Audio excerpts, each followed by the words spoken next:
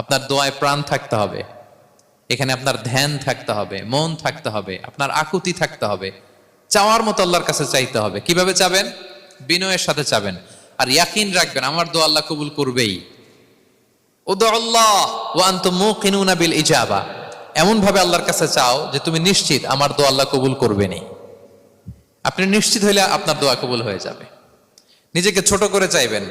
ফাসআলুল্লাহ বিবুতুনি আকুফিকুম, বিষ্ণু বলেন তোমাদের হাতের তালুগুলো উপরের দিকে, ভিক্ষুকরা যেমনি চায়, স্যার 2 দিন ধরে কিছু খাই নাই স্যার, 2টা টাকা দেন, এই যে এইভাবে যে চায় হাত পাতে, এরকম হাতের তালুগুলো উপরের দিকে করে ভিক্ষুকের মতো আল্লাহর কাছে চাও, হাত তুলে চাও।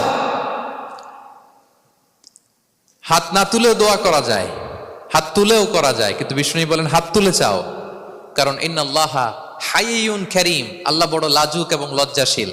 বান্দা যখন হাত তুলে ভিক্ষুকের মতো কিছু চায়, ওই হাত খালি হাতে ফিরিয়ে দিতে আল্লাহ